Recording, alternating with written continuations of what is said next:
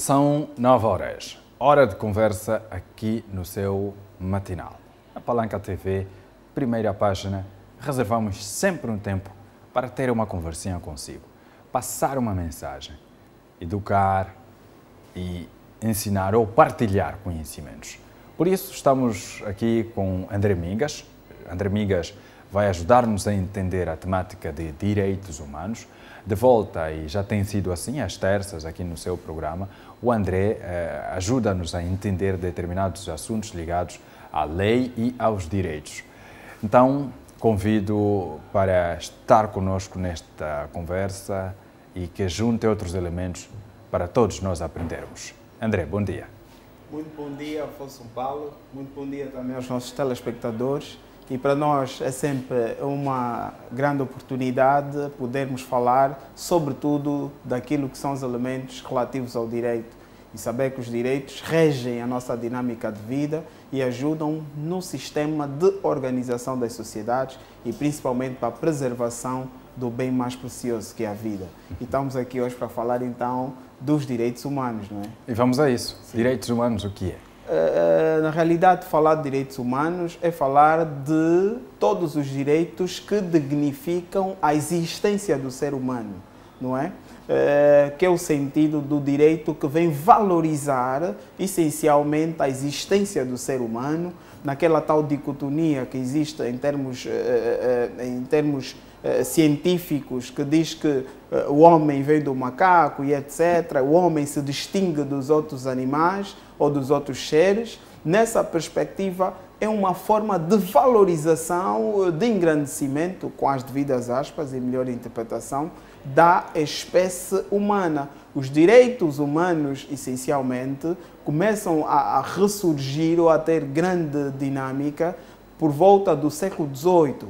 Estamos a falar de um período em que havia o chamado absolutismo, onde determinados Estados, e sobretudo aqui numa perspectiva eurocêntrica, porque nós sabemos que a Europa, em grande parte do mundo, em escala mundial, acaba sendo dos principais atores na dinâmica social, sobretudo mundial. E aí, então, na época do absolutismo, onde os reinos, os príncipes, os reis, os monarcas eram a principal lei, ou seja, era a fonte da lei, os decretos do presidente, do rei, não é? Do imperador, eram aqueles que regiam toda a dinâmica social. O que quer dizer que falar de direitos humanos naquela perspectiva era quase inepto, era quase inexistente falar de direitos humanos, porque as pessoas eram propriedade. E aqui falar essencialmente do próprio escravagismo, do próprio feudalismo nessa época, onde as pessoas eram tidas como coisas, podiam ser propriedades de determinadas pessoas. Mas nós sabemos que depois vem essa época em que a classe dos nobres, não é, que tomavam a estrutura mundial, depois surge uma outra classe que é a classe da burguesia. Os tais indivíduos que eram comerciantes e etc., mas não conseguiam ascender a poderes políticos ou ter a mesma questão do poder ou poderio que tinham os nobres. Nessa perspectiva, começa aí uma vaga de ideias, e aqui chamam o iluminismo. Aparecem os filósofos iluministas, como o Frei católico, não é? Estou a falar precisamente do Frei Augusto, e também de outros iluministas, Jean-Jacques Rousseau, dentre vários outros, Thomas Hobbes, que trazem outras ideologias, e em 1789, com a Revolução Francesa, a partir daí fica ainda mais vincado a alguns ideais que vêm engrandecer os direitos humanos. Nessa perspectiva, chamam os direitos a questão da liberdade, da fraternidade, da igualdade. São pontos bastante essenciais. Um dos pontos essencialíssimos para a questão dos direitos humanos é a questão da igualdade. De um homem ser igual ao outro homem, sem importar a raça, a etnia, o sexo, não é? O gênero, no caso, e, nesse sentido, todos serem tratados de forma igual, de forma genérica. Nesse sentido, depois apareceram outras dinâmicas sociais, e depois da Segunda Guerra Mundial isso em 1948, não é? Depois da Segunda Guerra, 1945, após a Segunda Guerra Mundial, há então o surgimento da Declaração Universal dos Direitos dos Homens. Foi essencial por quê? Porque nesse todo o período, desde o escravagismo, o feudalismo e outra dinâmica social que apareceu com a tentativa de dominação da Alemanha e outros países, havia muita violação constante dos direitos humanos e aí aparece a Carta, né, para a defesa dos direitos humanos que surge após a Segunda Guerra Mundial. Claro, com a existência ou a criação da ONU, também que foi um ponto de convergência entre vários Estados, sobretudo os Estados que tentavam dominar, os Estados dominantes, encontrar uma plataforma para a preservação do bem mais precioso que existe no universo, que é o bem-vida, que é o bem, ou seja, a vida do ser humano. E daí abre-se uma nova vaga e olhando para paradigmas objetivos, claro, a nível mundial, infelizmente, continuam a haver violações sobre os direitos humanos. E eu queria trazer aqui pontos essenciais sobre a questão dos direitos humanos. A questão dos direitos civis, a questão dos direitos políticos e a questão dos direitos sociais. Qual é a diferença entre... Há uma diferença. Falar dos direitos civis, vamos chamar aqueles chamados direitos de personalidade. Ora, e aqui abre-se uma vaga dentro do próprio direito para falar dos direitos da pessoa e os direitos de personalidade. Nesse sentido, um dos direitos essenciais de personalidade é a questão do direito à vida. Na Constituição da República de Angola, encontramos então expandida no artigo de número 30 da Constituição, o direito à vida, ou seja, todos têm direito à vida. E uma nota bastante essencial que encontramos no próprio ordenamento jurídico angolano, para proteger ainda o direito à vida, é a questão da abolição da pena de morte. Muitos estados, inclusive estados que são número 1 naquilo que é o processo democrático, têm penas de morte. Falo essencialmente dos Estados Unidos, que em alguns dos seus estados têm pena de morte. Felizmente, em Angola não tem. Vê o contrassenso, né? Que são países que mormente fazem relatórios sobre a questão dos direitos humanos. O bem essencial sobre a questão dos direitos humanos a preservar é a vida. Porque sem vida não adianta preservarmos outros direitos se nós não preservarmos o direito maior ou o direito maior, que é a questão da vida, da existência do ser humano, para depois protegermos os outros direitos. Dentro dessa vaga dos direitos civis, além do direito à vida, encontramos o direito à liberdade, o direito à livre circulação, o direito ou a liberdade de expressão. É bastante importante. Esse exercício que estamos a fazer agora, em outros paradigmas, não se pode fazer. Vê que estamos a fazer uma abordagem sobre direitos humanos numa televisão. E a falar sobre a questão de pena de morte ou não, que felizmente em Angola não existe a questão do direito ou a proteção à vida. E o artigo diz assim, que o Estado respeita e protege a vida humana. Isso quer dizer que é função do Estado e também de todos os atores sociais, nomeadamente as próprias famílias, as igrejas e as associações, proteger esse bem supremo. Ora, nessa sequência dos direitos civis, encontramos o direito à propriedade. E vagamente podemos falar sobre a questão do direito à propriedade, desde a propriedade intelectual e a propriedade industrial. Pois. Estamos a falar da questão da livre iniciativa econômica que tem a ver com cada indivíduo. No fundo, o que é a vida? A vida é podermos ter o respirar, podemos então ter a liberdade de pensamento, de circulação e também o acúmulo de alguns bens, não é?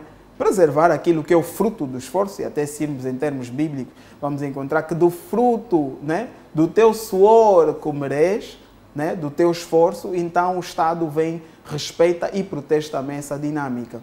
E olhar para a questão dos direitos políticos, que tem a ver com a questão da ascensão ao poder ou não, e chamar aqui Thomas Hobbes, quando faz, e Jean-Jacques Rousseau, quando faz aquela divisão sobre a questão dos poderes existentes, maiormente o poder legislativo, o poder executivo e o poder judicial, para fazer fé e garantir que esses direitos de personalidade ou os direitos humanos sejam então respeitados essencialmente. Naquilo que é o paradigma atual para a defesa dos direitos humanos, é necessário chamar ou invocar sempre a Declaração Universal dos Direitos dos Homens e também, como estamos no contexto africano, a Carta Africana sobre os Direitos Humanos. E, levando para Angola, temos a Constituição da República de Angola e várias outras leis que vêm proteger. Uma nota essencial, por exemplo, a questão da personalidade. Encontramos pendida no artigo 66 da Constituição do Código Civil angolano, onde fala sobre a personalidade, não é? A personalidade começa com nascimento completo e com vida. Repito, no artigo 66 do Código Civil angolano, encontra-se a questão da personalidade, ou seja, a existência do ser humano. Nós somos detentores de direitos ou determinados direitos com a questão da existência, da nossa existência, que é a questão da personalidade.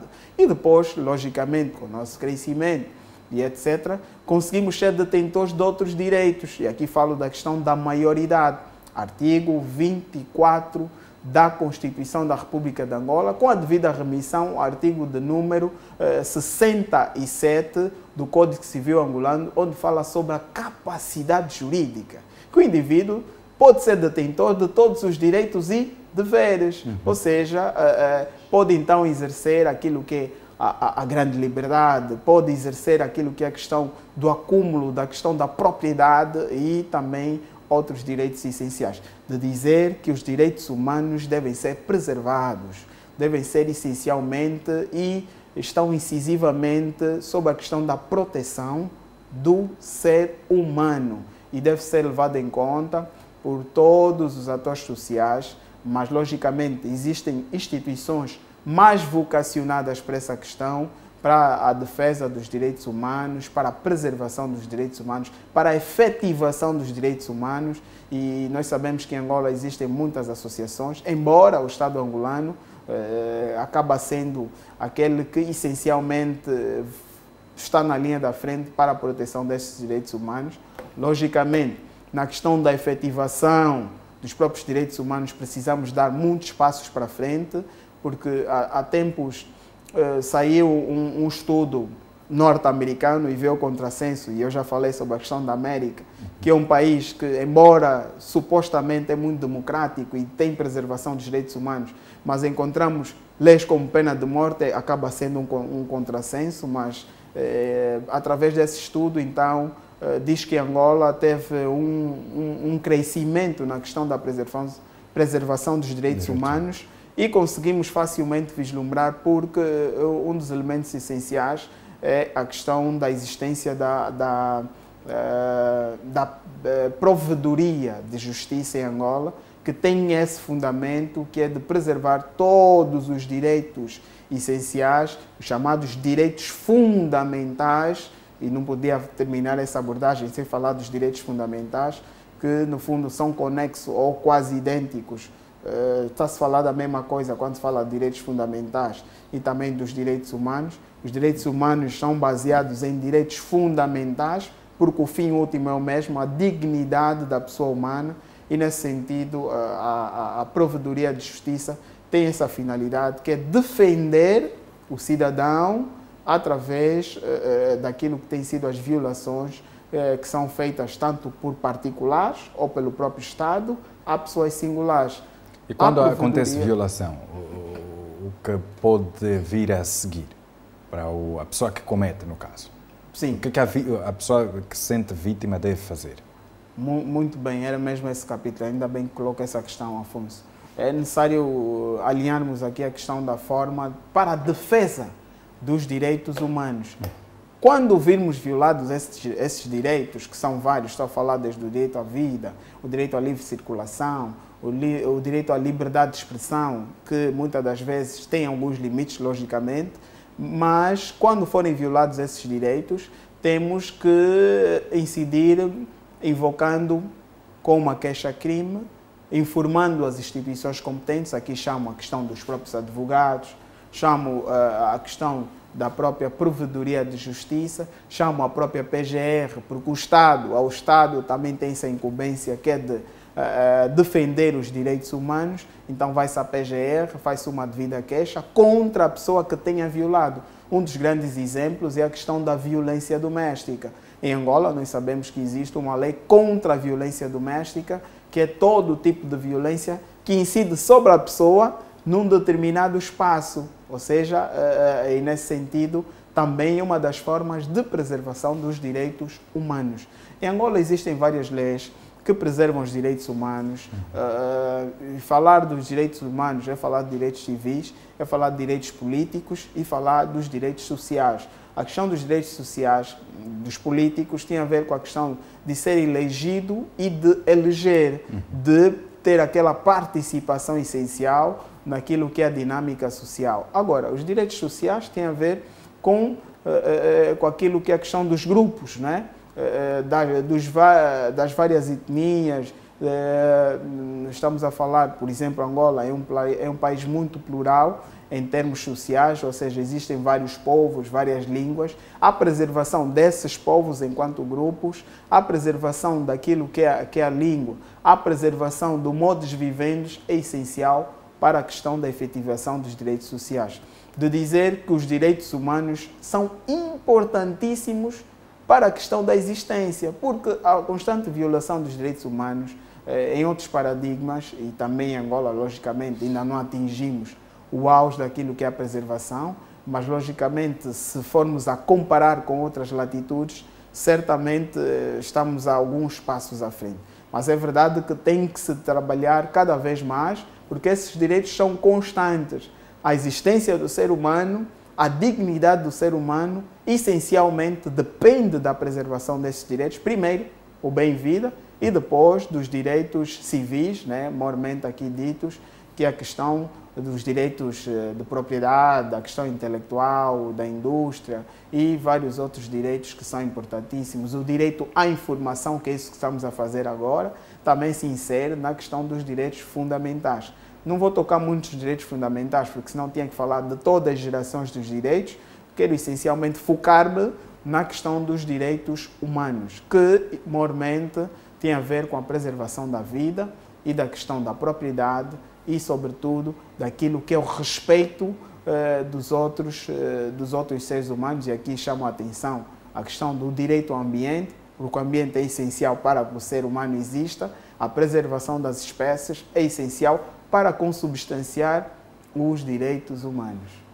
André Mingas, eu não deixaria ir embora sem tocar nesse assunto, porque é importante falarmos disso e as pessoas precisam passar a aceitar a informação, porque ela faz parte de nós. É uma situação que nós não devemos olhar com olhos diferentes, temos de olhar para nós como um só.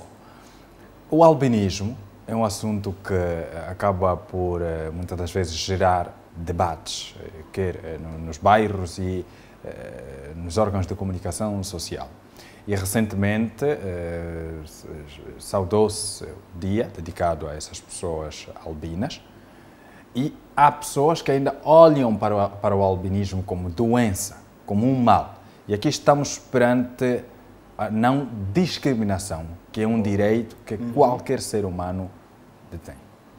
Eu gostava de trazer novamente à tona, por isso é que eu no princípio fiz aquela resenha histórica do surgimento ou da forma da aplicação dos próprios direitos humanos, não é? Nesse sentido, dizer que um dos grandes elementos levantados na questão da efetivação dos direitos humanos, através da Revolução Francesa, é igualdade. Não havia igualdade entre a classe da nobreza versus a burguesia, versus o clero, versus os próprios plebeus, ou os patrícios e plebeus. Não havia.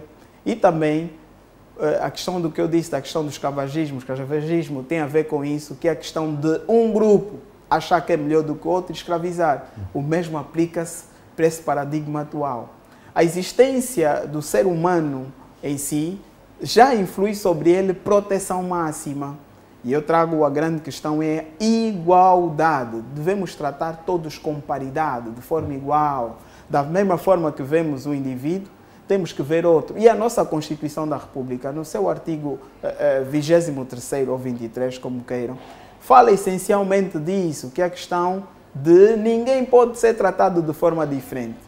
Por causa da sua raça, etnia, inclusive convicções políticas, não pode ser tratado de forma diferente. Convicções religiosas ou filosóficas, não pode ser tratado de forma diferente. Mas vou parar na questão da raça, porque insere-se essencialmente sobre a questão do albinismo. Os albinos, nossos irmãos, têm que ser tratados de forma igualitária.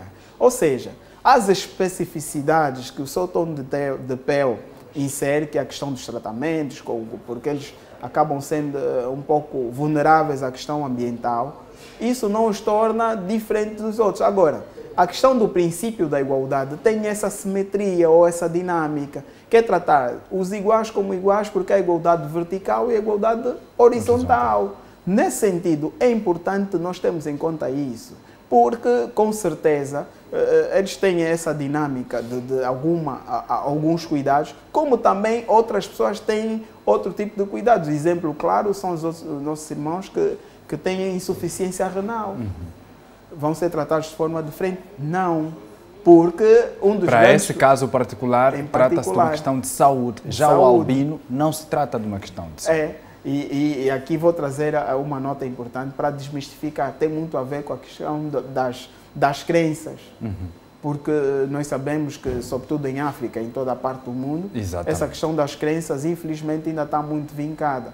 É necessário preservarmos determinadas crenças e, aliás, a nossa própria Constituição, no artigo 7º ou 7 da Constituição, fala essencialmente disso, que fala sobre o costume. Nós vamos preservar hábitos e costumes que não sejam contrários à dignidade da pessoa humana, nem violem normas positivas. Exato. Nesse sentido, há determinadas práticas que não podem ser aceitas, porque essa prática viola o direito de uma pessoa.